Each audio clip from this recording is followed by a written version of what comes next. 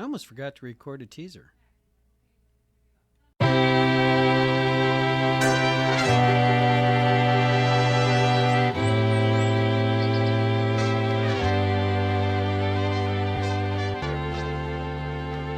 really did not know what I was going to start talking about until about 3 seconds before I hit record. So let's see how this one pulls out. Hi, my name is Charles Ray Dawson. I am the sales manager and associate broker for ProStar Realty. This is the unnamed real estate podcast, episode 84. And it is Thursday afternoon, and it's 2:30, and I have 1 hour to get this recorded before I have a phone call to make. So let's see what we can do with this. Does not necessarily mean it's going to be a short one, but, let's see what we can do with this. So the reason why I just popped in my head what I was going to say is because it's at 2:30 in this afternoon. I just finally got a chance to slow down for a few minutes and catch up on the news. And somebody had texted me this earlier, but so I was loosely aware of it. But today, the Queen Elizabeth II passed away at the age of 96, surrounded by her family, which is a really great way to go if you have to go.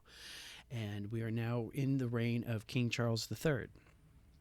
And the reason why I've been busy today is because I'm actually working with a buyer. We got a house under contract, and I spent a good portion of this morning out there at this property in Mesa, keeping the house open so the air conditioning guys could come through and go through the air conditioner and inspect it, because we had some things come up on the home inspection. I remember when you guys get a home inspection, you got 10 days. You really want to front load the home inspection on the first part of that 10-day window, because if something comes up, like in this case, hey, we got some weird splits coming out of the air conditioner, you might want to bring a more specialized inspection in. And that's what we wound up doing. So 9 o'clock this morning, I'm out here in Mesa, and which means I had to leave the house at 8 o'clock to drive an hour out there and get there on time. So I was loosely aware of the fact that Her Majesty had fallen ill and was receiving medical attention. So this house in particular that we have under contract is not quite an estate sale, but what it is the two children of the mother who passed along a couple of years ago, selling the house after her husband, apparently second husband, maybe, I don't know, but the stepfather of these two kids passed away earlier. And now that they've gotten the house under control and everything, they're liquidating the furniture and selling it. So I got to spend a good little bit of time, literally just sitting on a couch, admiring some of the furniture in that. And if I can get it onto the end of this video, you're going to see some of the pictures that I took of this incredible entertainment system that is like right out of the late 60s, early 70s. I mean, it is swankadelic. Right? And I'm sitting there in this very quiet house on very old furniture and just to be honest with you, just chilling out and enjoying the sounds for a couple minutes. And you sit there and there's like an entire lifetime of memories in this house. I mean, there's pictures and there's photo books and all of these things. And just a combined wealth of two lives, right, have all settled out into this house. And now that the last partner has passed on, now it's time for the heirs, people who are left, to take care of what's going on. So it's sort of ironical that I was having these thoughts about all this, who does get the photo album, right? When you're sitting there and there's like, who does get the photo? Who gets this picture, right? Who gets this hope chest? All right. Is there any consideration on this? So from a real estate side, it's interesting because although the house was in mom's name, the stepfather had a life estate on it. And it's something that a lot of people aren't aware about. And I really strongly encourage anybody who is in this kind of situation to consider one of these, because this is a story that I see, especially coming out of Sun City a lot, is you have, here comes the fingers, boys and girls, you have a person who has children. They remarry or marry a second person, but they own the property. That second person comes in and starts living with them. What happens if the homeowner passes on and their spouse is not in line to inherit the house?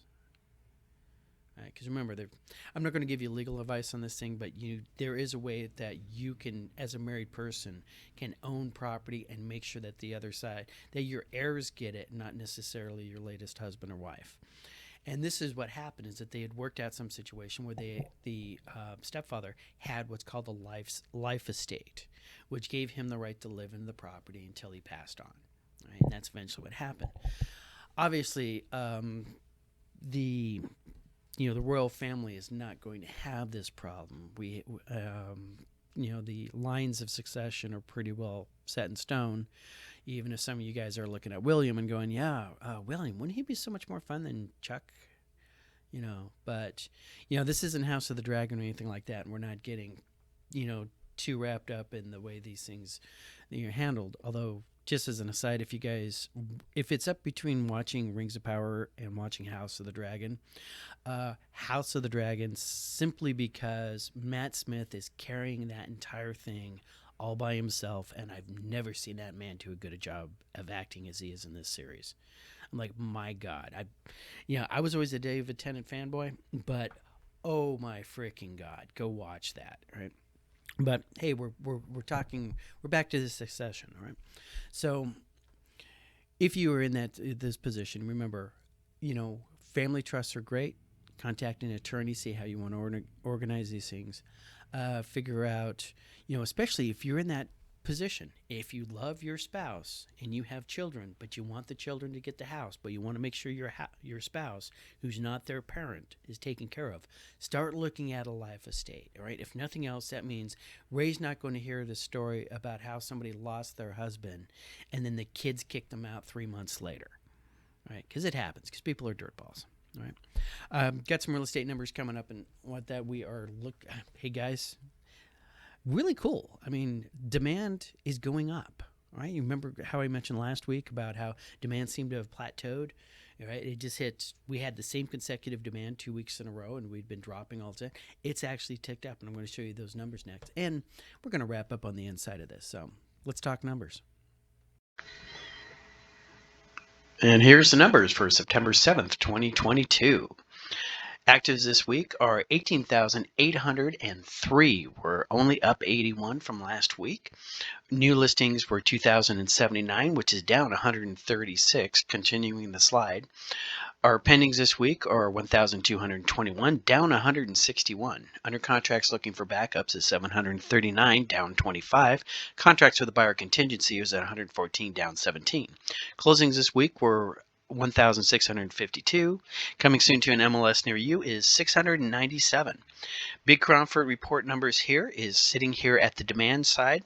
Our demand actually gone up. If you remember our last 2 weeks, we actually were at 79.2, and then the week before that we were at 79.2. This is the first time we've seen this thing trend up in quite some time.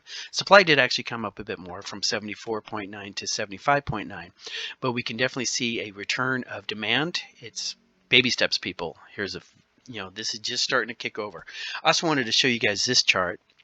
This is from the Cromford report that came out yesterday, and you can see this is the Cromford Report Index and how they've been tracking. You see back in March, right at the very peak, we're at 460 on the market index, and we've been sliding down, okay? And you can see we are bottoming out, right? Between the increase in the supply, or the decrease in the rate of supply adding on. And remember, we are actually less than 100 extra houses a week now.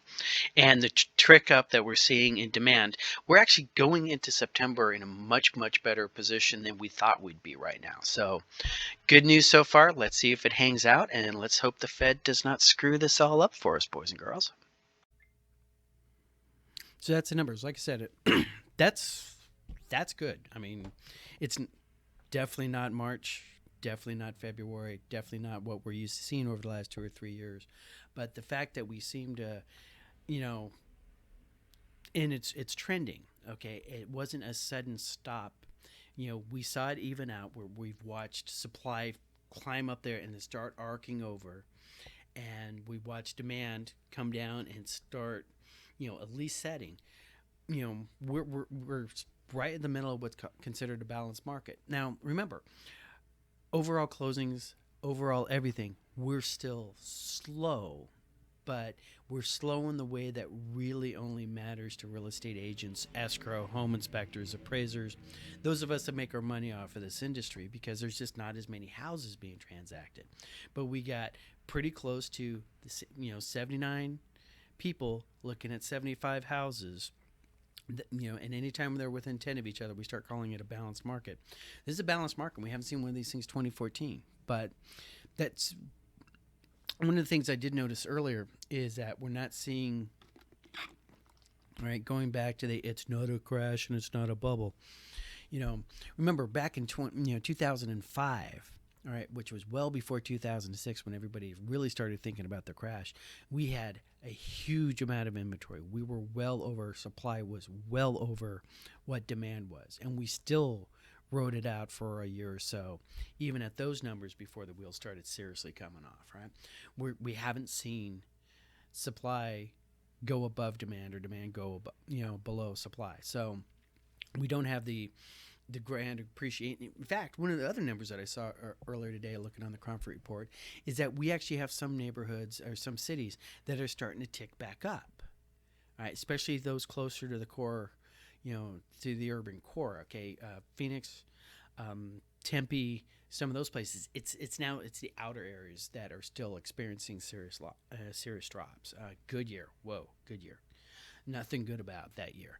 So these are all really positive things going on. So stay on this thing. Watch interest rates. That's what kicked this whole thing off. Keep an eye on that. The feds keep talking. They're going to raise rates again. We're going to got to keep an eye on that. And if they raise that because of the way the inflation numbers are going, so your leader on that is watch to see how the inflation numbers go in. You can sort of anticipate where the interest rates are going to go, and we'll see how it plays out. Remember, they pushed it up into 6, and then found out they couldn't find anybody at 6, so they dropped the prices again. So let's keep an eye out on that. So that's our wrap up.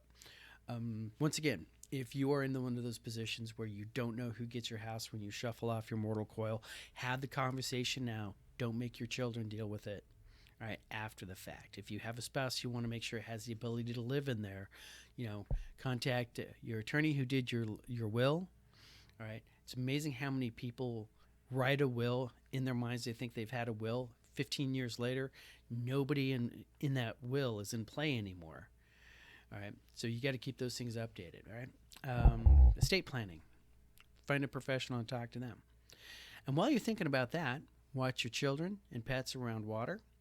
All right, Hurricane K is apparently working its way up the Baja Peninsula right now, and so we might get some rain this weekend. So once again, do not drive into flooded roads and washes. You will wind up in, basically, the Sea of Cortez, and nobody wants that. Or on the 6 o'clock news, as we all point at you and laugh, right? So, pets and water. Do not flood into this, drive into floods. Have a great weekend, and I'll talk to you guys all next week.